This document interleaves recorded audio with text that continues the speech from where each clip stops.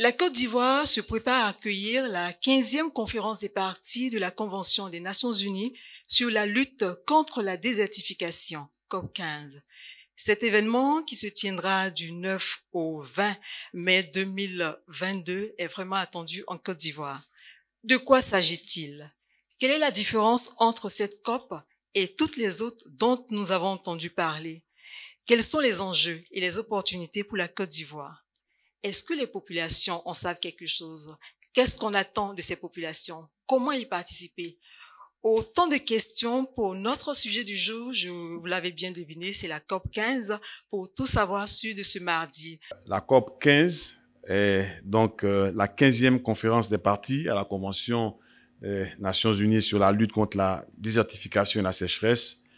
Et la désertification, contrairement à ce qu'on peut penser, n'est aucunement l'avancée du désert, comme on cesse de le dire. Elle se réfère plutôt à l'épuisement des terres arables, à la perte de fertilité, donc à la réduction de la production agricole sous l'effet des changements climatiques et de l'activité humaine. On estime que 60% des terres arables, des terres productives en Côte d'Ivoire, sont dégradées. Elles sont dégradées parce que la fertilité a baissé. Elles sont dégradées parce qu'elles ne produisent plus comme elles produisaient par le passé. Selon l'Organisation des Nations Unies pour l'alimentation et l'agriculture, l'Afrique subsaharienne, à laquelle nous appartenons en tant que pays, est la région la plus durement touchée par la désertification et c'est aussi la région du monde où la pauvreté est le plus étendue.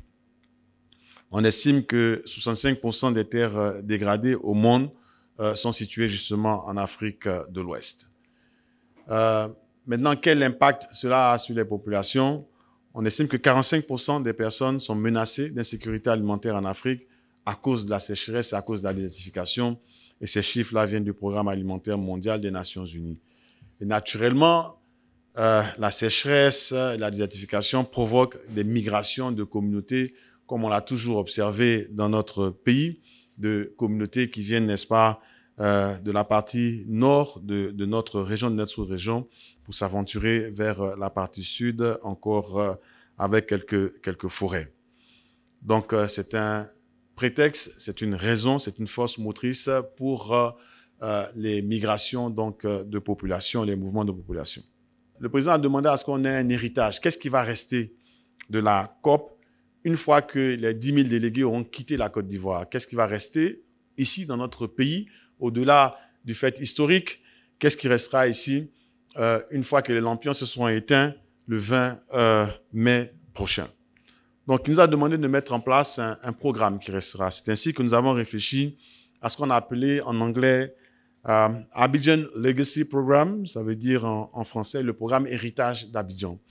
Donc, rapidement, c'est un grand projet de restauration, de réhabilitation et de régénération des sols dégradés en Côte d'Ivoire, donc les 60% de terres arables là, qui sont dégradées, en vue d'améliorer de façon exponentielle la production agricole ici en Côte d'Ivoire. Il faut se rendre à l'évidence, nos terres sont moins fertiles parce que dégradées, nos terres produisent moins. Nous avons un rendement à l'hectare moins élevé pour les mêmes spéculations que d'autres pays au monde. Donc, le but, c'est d'accroître la production de façon exponentielle, la production alimentaire dans notre pays. Naturellement, si on augmente la production alimentaire pour laquelle il y a un marché, on va baisser les coûts sur les marchés, mais surtout, on va exporter davantage, on va augmenter notre richesse, on va la redistribuer. Ceci étant dit, laissez-moi maintenant vous expliquer la structuration, comment la COP 15 sera organisée. La COP 15 sera articulée autour de 5 éléments, 5 axes. Le premier, c'est ce qu'on appelle la réunion des plénipotentiaires. Il s'agit d'une réunion des Nations Unies, comme je vous l'ai indiqué tout à l'heure, où des individus désignés par leur gouvernement, en particulier le ministre des Affaires étrangères ou bien le chef de l'État, vont venir défendre la position de leur pays sur une série de sujets, une série de thèmes pertinents justement à la problématique de la dégradation des sols et de l'avancée de la sécheresse. Donc ça va être la réunion officielle des Nations Unies où la Côte d'Ivoire sera représentée aussi avec une délégation de haut niveau. Et cette fois-ci, on a essayé d'innover avec une équipe de négociateurs, des diplomates chevronnés qui vont appuyer l'équipe technique et qui vont prendre la parole au nom de la Côte d'Ivoire pour défendre notre point de vue. Et je vous le disais tantôt, le président de la République a invité une vingtaine, une trentaine de chefs d'État. Certains d'entre eux ont répondu présents pour des questions de sécurité. Naturellement, on ne va pas vous dire lesquels, mais il y aura donc un sommet des chefs d'État sur la problématique de la sécheresse et ses corrélations avec le développement socio-économique et surtout comment ces chefs d'État-là voient le processus de résolution de ces problèmes.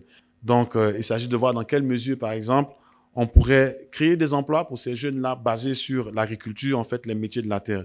Et cela m'emmène à passer du sommet des chefs d'État au forum des jeunes. Donc, il y aura un forum des jeunes organisé dans le cadre de cette 15e conférence des parties à la Convention des Nations Unies sur la lutte contre la désertification et qui va traiter cette année des métiers de la terre. Les métiers de la terre, c'est pas seulement la production agricole, mais c'est aussi toute la chaîne de valeur qui est autour de cette activité. Donc, tout ce qui est transport, tout ce qui est transformation, tout ce qui est commercialisation, tout ce qui est vente d'engrais, tout ce qui est formation et encadrement des paysans, tout ce qui est exportation, tout ce qui est conditionnement. Donc, essayer de voir dans quelle mesure les nombreux jeunes chômeurs du monde entier pourront éventuellement trouver du travail dans l'exploitation durable de la terre et des écosystèmes y afférents. Les Nations Unies et le gouvernement ivoirien ont prévu ce qu'on appelle un caucus des femmes, parce que les femmes sont beaucoup plus affectées par la désertification que les hommes, et ce sont les femmes qui produisent dans nos campagnes les denrées alimentaires, tout ce que l'on mange, tout ce que l'on vend sur les marchés, ici à Abidjan et ailleurs. Et quand leur production agricole baisse, elles sont beaucoup plus affectées. Comme la femme, c'est le pilier de la famille qui s'occupe des enfants, du ménage. Donc, on fait de telle sorte qu'elles ne soient pas plus affectées que ça des problèmes de désertification au niveau de la production agricole. Et naturellement, pour terminer, il y aura donc des événements parallèles. Les événements parallèles, ce sont les réunions qu'on organise, qui ne sont pas parties officiellement de la réunion des plénipotentiaires, mais qui sont tout aussi importantes, organisées par les gouvernements, les universités et le secteur de la recherche.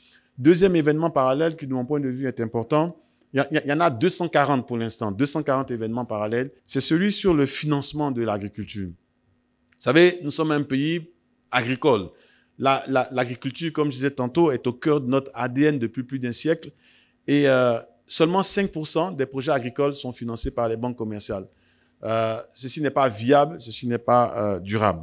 Donc, il est prévu un side event, un événement parallèle sur le financement de l'agriculture avec, en point de mire, l'opportunité ou pas d'avoir une banque d'investissement ou bien de développement agricole en Côte d'Ivoire. J'ai une préoccupation, c'est au niveau des différentes COP. D'abord, une première chose que je me dis, c'est que les problèmes afférents à l'environnement et tout son écosystème sont presque déjà connus. Donc, à quoi ça sert chaque 2 ans, chaque année, on se réunit, peut-être vous débattre déjà des mêmes problèmes. Et éventuellement, en termes de suivi et évaluation des différentes COP, est-ce qu'il y a une équipe qui s'en charge ou est-ce qu'on en est aujourd'hui au niveau de l'analyse de l'existant? Ça sert, vous avez même dans votre question donné la réponse, à faire le suivi et l'évaluation de la mise en œuvre des COP précédentes. À l'intérieur de la réunion des plénipotentiaires, je n'ai pas eu le temps d'expliquer, il y a ce qu'on appelle le comité de révision de la mise en œuvre de la Convention. Donc ces gens-là, chaque année, chaque 2 ans, ils se réunissent pour voir les progrès observés, pour voir les progrès réalisés dans le cadre de la mise en œuvre de cette COP-là. Et ça existe dans toutes les 3 conventions dont je parlais. Il y a un comité sur la science et la technologie qui mesure aussi avec des indicateurs scientifiques totalement irréfragables pour affirmer qu'effectivement on a fait des progrès, on n'a pas fait de progrès sur la mise en œuvre des COP précédentes. Mais ce qu'il faut comprendre aussi, c'est que les mutations environnementales prennent du temps pour se dérouler. C'est 5 ans ou 10 ans, souvent même 20 ans, 30 ans, 40 ans dans certains écosystèmes et les forêts en particulier. Moi, je vais parler de l'après COP 15. Vous avez dit tout à l'heure qu'après la COP 15, vous prévoyez une restauration des terres en Côte d'Ivoire. J'aimerais avoir plus d'informations sur le programme et qu'est-ce que vous allez mettre en place. Ce qui va se passer après la COP, notre souhait, c'est de commencer immédiatement avec la mise en œuvre de l'initiative d'Abidjan, avec la mise en œuvre aussi on va dire, des décisions qui auront été prises lors de la réunion des plénipotentiaires. J'aimerais rappeler ici que après la COP, la Côte d'Ivoire va occuper pendant 2 ans la présidence de la Convention sur la désertification, dans son organe, en tout cas, de gouvernance le plus élevé. Et pendant 2 ans, la Côte d'Ivoire va justement fédérer l'ensemble de ces pays-là pour faire avancer la cause de la désertification, de la lutte contre la désertification. Donc, c'est exactement ce qui va se passer. Mais ce qui va se passer réellement, comme j'ai dit, c'est la mise en œuvre, le début en tout cas de la mise en œuvre de l'initiative d'Abidjan, la forme structurelle qu'on va mettre en place pour commencer nos activités. Merci, Monsieur Abou Bamba. Je rappelle que vous êtes le président du comité d'organisation de la COP 15 Abidjan 2022 et vous étiez avec nous aujourd'hui pour que nous en sachions tout sur cette importante activité que la Côte d'Ivoire se prépare à accueillir du 9 au 20 mai. Merci, mesdames et messieurs, de nous avoir suivis, chers internautes. Merci d'avoir été avec nous. Rendez-vous le mardi prochain. CICG, le citoyen au cœur de l'action gouvernementale.